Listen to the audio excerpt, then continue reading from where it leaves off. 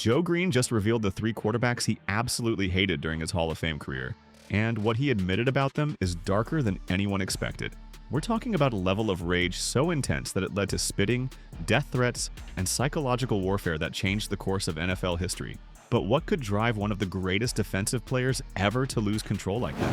What did these three quarterbacks do to get under his skin in ways no one else could? The answers reveal a side of football's golden age that most fans never knew existed.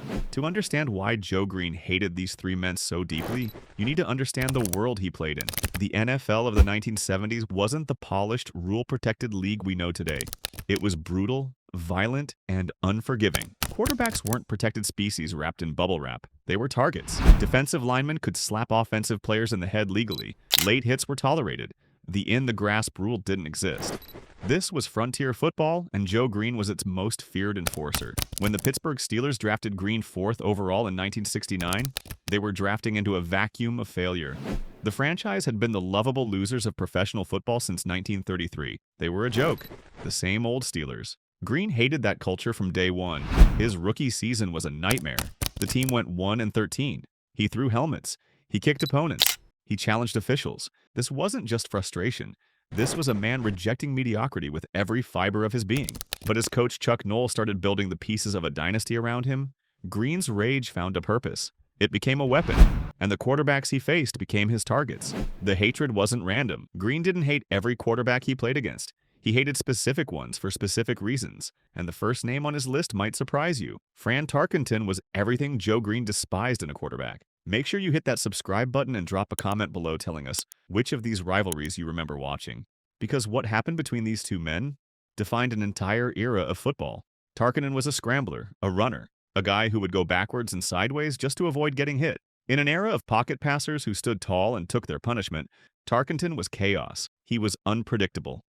And during Greene's rookie year in 1969, when Tarkenton was playing for the New York Giants, he made the young defensive tackle look absolutely foolish.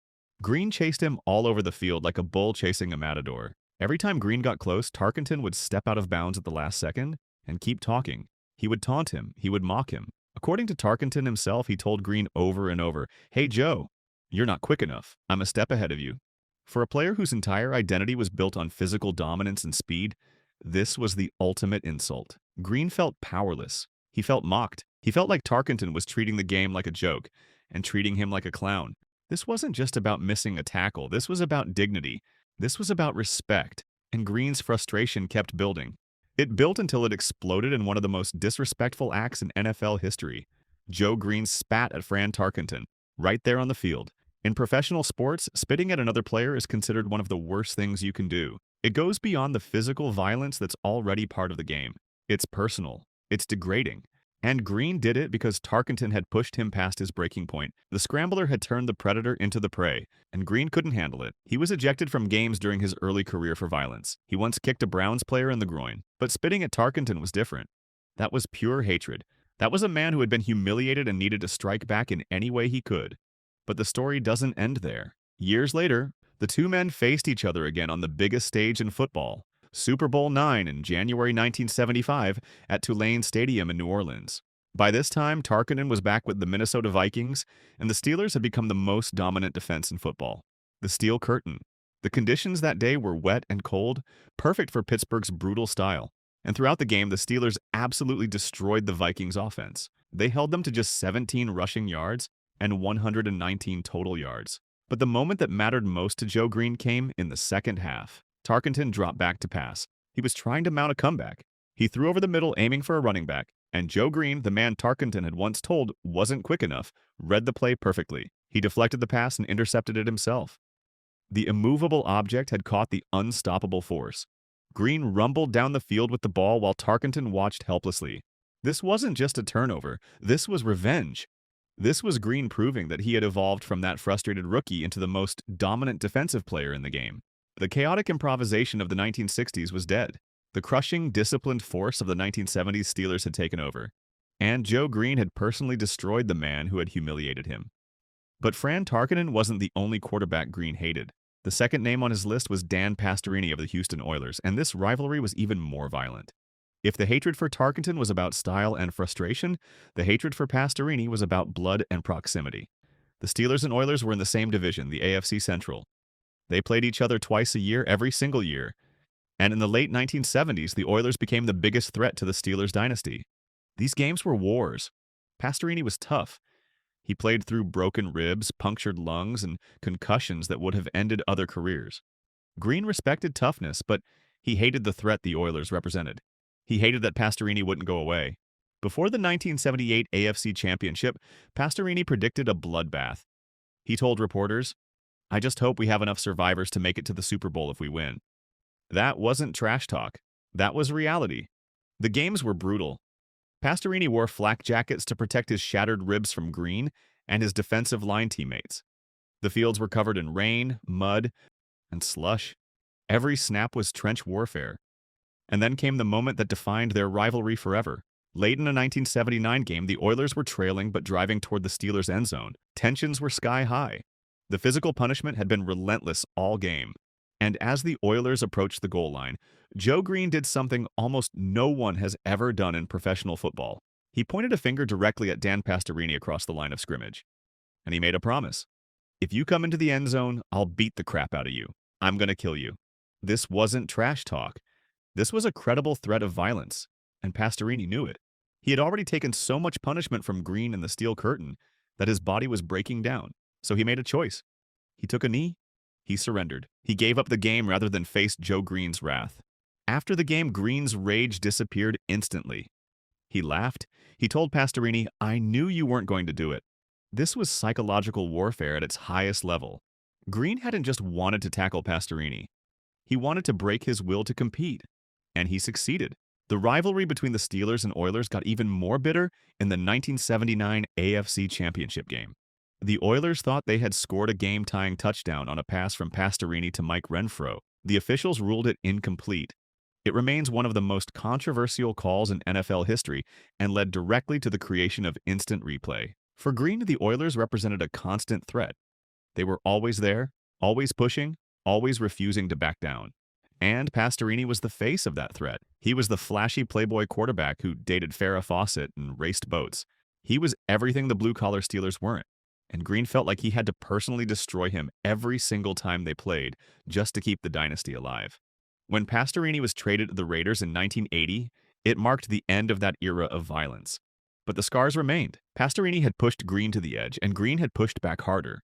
The third and final quarterback on Joe Greene's hate list was Ken Stabler of the Oakland Raiders. And this rivalry was different from the others.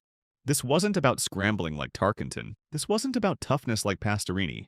This was about ideology. This was a clash of civilizations. The Steelers represented discipline, blue-collar work ethic, and the Rust Belt. The Raiders represented outlaws, criminals, and West Coast rebellion. The two teams met in the playoffs 5 straight years between 1972 and 1976. These weren't games. These were wars. The Immaculate Reception in 1972 sparked a bitterness in Oakland that never went away. In that game, Stabler had scrambled for a 30-yard touchdown late in the fourth quarter that seemed to seal the Raiders' victory. Then Franco Harris made the miracle catch moments later, and the Steelers won. Joe Greene hated Ken Stabler because Stabler was the head of the Raiders' Hydra. He was unflappable, calm under pressure, accurate, and seemingly immune to intimidation. Greene found Stabler's coolness infuriating. The snake didn't wear flak jackets like Pastorini.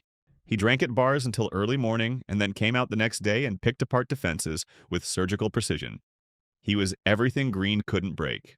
The lowest point in their rivalry came during the 1976 season. The Steelers had won 2 straight Super Bowls and were going for a three-peat. Their defense that year is still considered one of the greatest of all time. They pitched 5 shutouts in their last 9 games, but injuries destroyed their running backs before the AFC Championship against Oakland. Franco Harris and Rocky Bleier were hurt, and Ken Stabler and the Raiders finally broke through. They beat the Steelers 24-7. For Joe Greene, watching Stabler manage that game and dismantle the Steelers' dynasty bid was devastating. This was the criminal element game, named after Steelers coach Chuck Noll calling Raiders defensive back George Atkinson part of the criminal element of the NFL. The stage was set for malice, and Stabler delivered. Greene's hatred for Stabler was rooted in respect. Stabler didn't run like Tarkenton. He manipulated. He was slick. He could smile while cutting your throat. And the Raiders were the only team that consistently stood between the Steelers and Super Bowl glory. To hate Stabler was to hate the primary obstacle to everything Greene wanted to achieve. But Greene's hatred wasn't limited to quarterbacks. He also despised several linemen he battled in the trenches. Lyle Alzado of the Denver Broncos and later the Raiders was a mirror image of Greene. Violent, intense, emotionally unstable. When they faced each other, it was like two unstable forces colliding. Their matchups were described as fistfights disguised as football plays. Greene hated Alzado because Alzado challenged his status as the alpha on the field. Bob Kuechenberg of the Miami Dolphins was a technical nemesis. Greene hated him because of his holding tactics. Kuechenberg knew how to grab inside the jersey where officials couldn't see.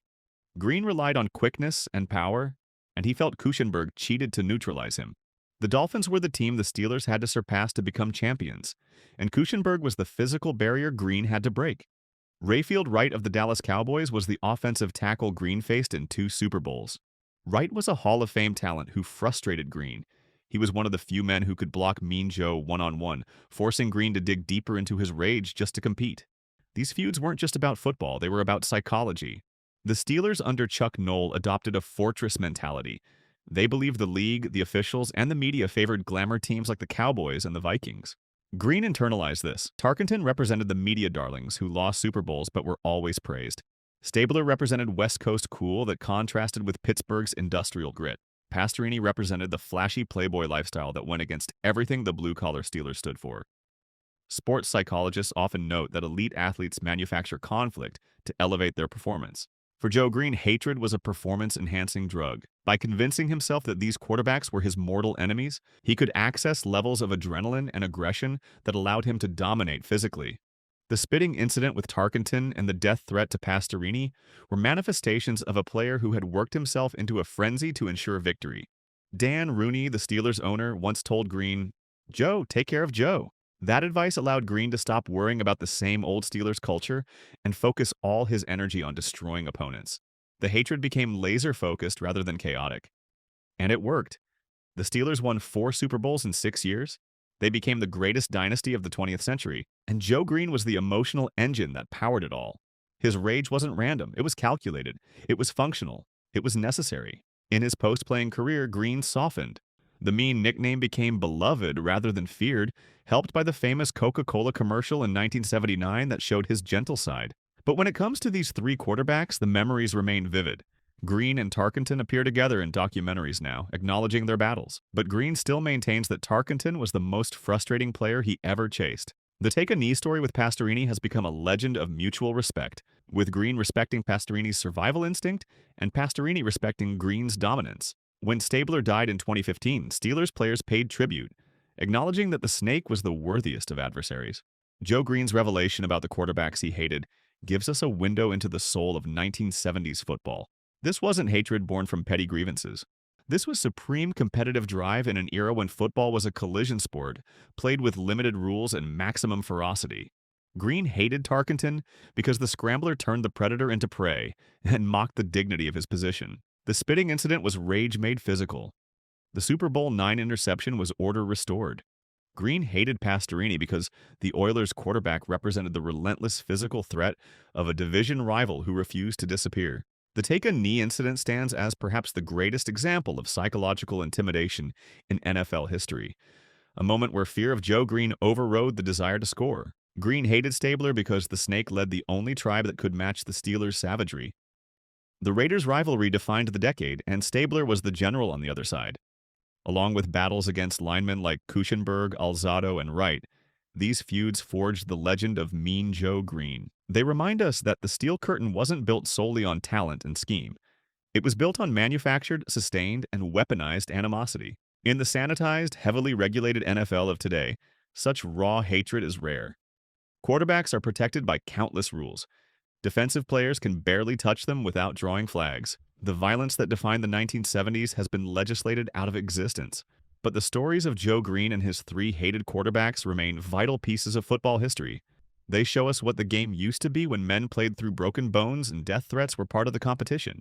Greene's legacy isn't just about his 4 Super Bowl rings or his Hall of Fame induction. It's about the fire that burned inside him, the rage he channeled into dominance, and the specific men who stoked that fire hotter than anyone else. Fran Tarkenton made him feel foolish, so Greene spat at him and then intercepted him in the Super Bowl. Dan Pastorini threatened his dynasty, so Greene threatened his life and made him surrender. Ken Stabler represented everything the Steelers fought against, so Greene waged war against him for years.